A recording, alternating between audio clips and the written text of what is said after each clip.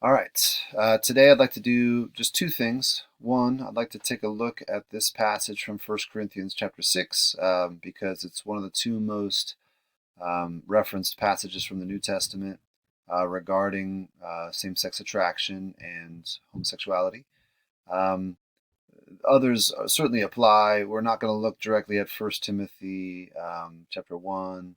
We talked about Acts and how maybe people think that chapter 15 is referencing the law code from Leviticus. That's possible, but the two that are most important are Romans chapter 1 and this one. So those are the ones we're going to treat directly regarding the affirming view. Then I want to take a look at the Worthing Christian Statement on Human Sexuality. It was actually written in 2015, and the school board and some of the administration and a few of the Bible teachers at the time were involved in writing it. I think some pastors were actually involved as well, and I think it's an important document for us to look at. Probably you would actually be surprised at some of the aspects of the documents, maybe to a certain degree. Um, so I'm going to want to look at that. But of course, it's from the traditional viewpoint.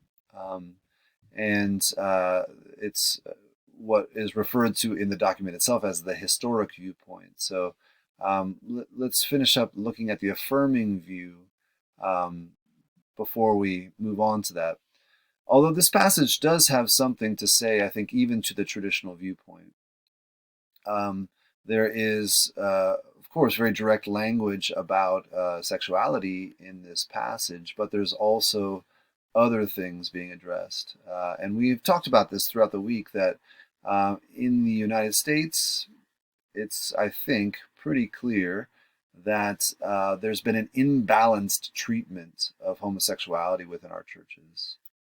Um, for instance, in this passage itself, it says, thieves and greedy people and drunkards are sort of outside the bounds of God's plan as well. And I don't think we talk about greed uh, nearly as much. We don't sell as many books about greed as we do about, for instance, homosexuality. So I think that even this passage is important to bring the traditional viewpoint into balance.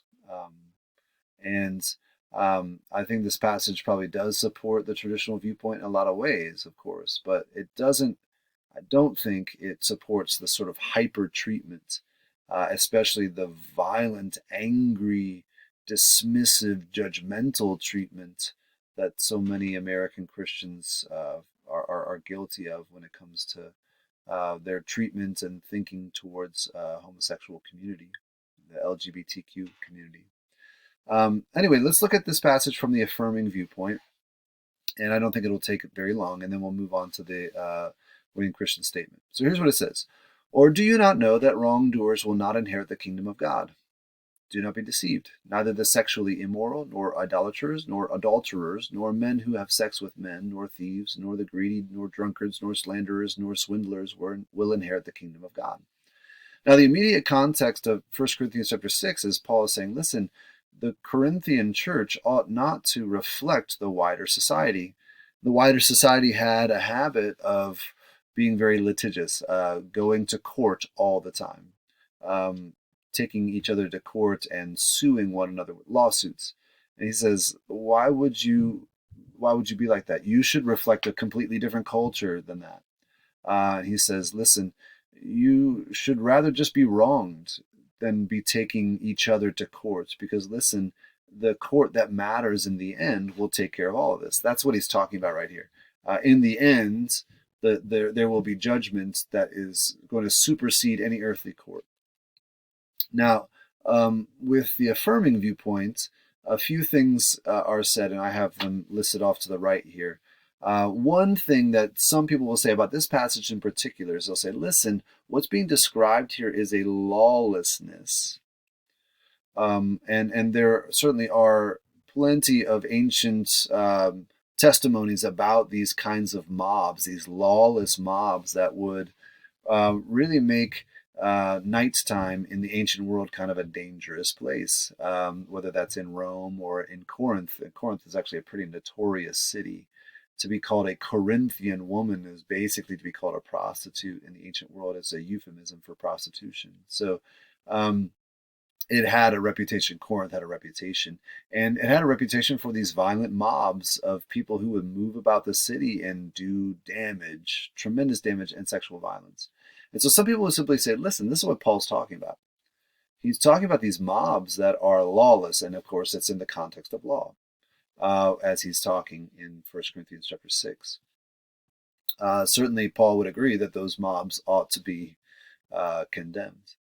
A second approach within 1 Corinthians in particular, and also in 1 Timothy, is that this idea, this passage needs to be held in the context of the honor and shame culture within Paul's purview. What he lives within a context of honor and shame, very different from our culture in the West. Especially. Honor and shame still hold sway in the East in many ways, but for us, we don't really think about shame nearly as acutely as they did in the ancient world. And so when you look throughout 1 Corinthians, you do see like this language of honor and shame showing up.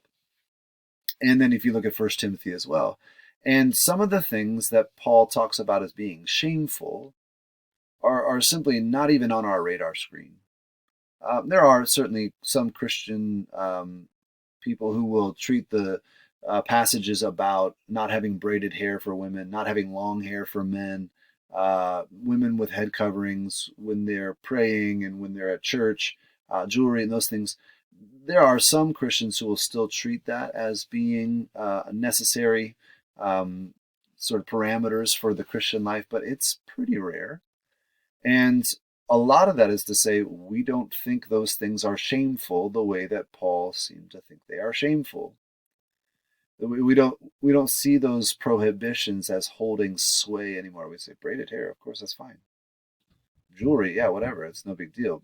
Men with long hair, yeah, it's fine. The honor and shame ideas of the New Testament world are not necessarily in place for us.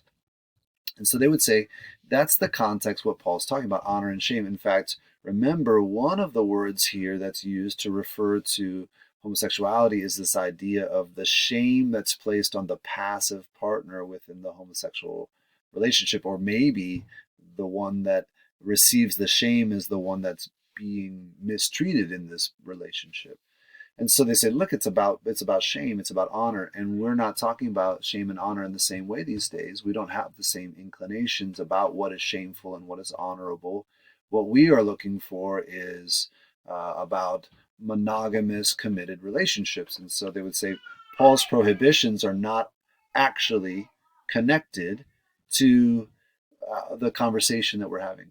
He's talking about honor and shame. He's talking about violence. He's talking about mistreating and consuming other people, and we're not talking about that. That would be the affirming view.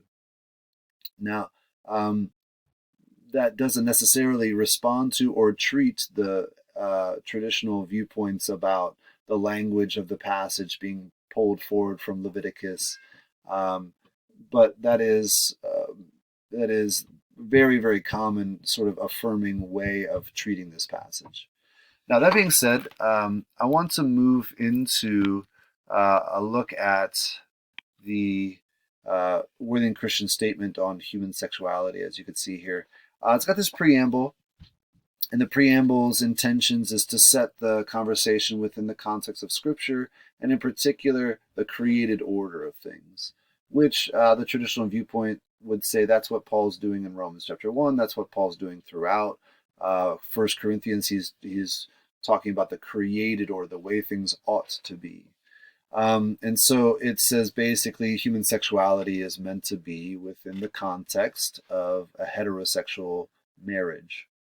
And it says there are expectations that when Christian students and staff and faculty will all be abiding by that. So let's say a faculty member had an extramarital affair. That would be something that would fall under this. There would be a conversation about that regarding this. Um, let's say, students in a heterosexual relationship um, were having premarital sex. That would be a conversation that this would apply, but also, of course, homosexuality. But one of the things I want to look at is this paragraph. It says, at the same time, we recognize that we live in a world shattered by sin and that profoundly affects all aspects of our humanity, including our sexuality. It is a matter only of God's grace that we are able to fulfill God's created purposes for marriage and sexuality. Okay, so here's something that I think is much more mature in recognition of the situation than what I perceived as I was growing up in the church in the late 80s and early 90s, where the rhetoric was simply, this is a choice. People are making this choice to live a lifestyle that's grating against God's design. But I think that what we need to realize here is that we live in a world shattered by sin that profoundly affects all aspects of our humanity.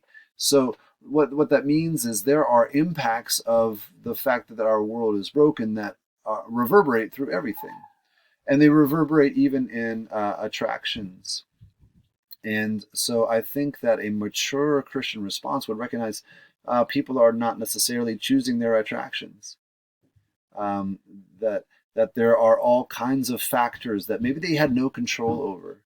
Now, the science is certainly very, very unsettled, and I think pretty muddled, actually, when it comes to whether there might be physical machinations, physical mechanisms that are leading to homosexual attractions. But there, I think, within Christian thought would be an openness to that idea, right? Because we think that the natural world is changed, is influenced by the sin that has been a part of the fall, right? And so we would say, listen, somebody who has sexual attractions, yeah, sure, there could be physical mechanisms leading to that, or maybe it's nurture, and maybe it's something that they had no control over in terms of their upbringing. Whatever the case may be, we would say attraction itself is not a sin. Something can be the result of sin and not itself be a sin. For instance, we say cancer would be the result of sin in a sort of global sense, right? Not that person's sin. Think about John chapter 9. Who sinned, the disciples asked, this man or his parents, that he's blind? And Jesus said, it's not about him sinning. It's not about that, right? It's not about sin when somebody gets cancer, but it's the result of sin in a global sense, right? So what we see here are some ideas that I think are important. One, our identity ought to be as image bearers of God. One of the things that has happened in our society is that sexuality becomes the thing that bears our identity for heterosexual and for the LGBTQ community. And we would say, no, that shouldn't be it. Our money, our ethnicity, our sexual attractions, those things should not be in charge of our identity. And I think that's a really important point. Next, this is what we've been talking about, that the biblical prohibitions are not against inclinations or attractions. There's probably more to be said about that than we'll get to today, but I think that's an important idea to understand. That the attractions themselves are not the problem, are not a problem even within the traditional viewpoint. Now, what William Christian has said here in this statement on human sexuality is that the expectation is that you could experience attractions, but still be obedient and faithful to God's commands. So a heterosexual couple would say, listen, we have these inclinations, these attractions, but we're not going to act on them. Same for a homosexual individual. That we would be called to submit our inclinations and attractions to the power of the Holy Spirit in Scripture. Now, the last thing that we see here that I really love, and I'm sorry we're running short on time, is this commitment to lovingly walk with people as they go through these very challenging issues for heterosexual or LGBT community students, right?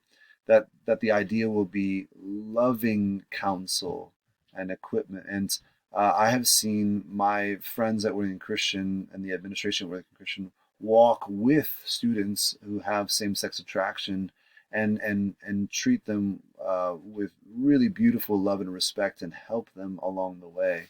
And so we're going to continue talking about that next week.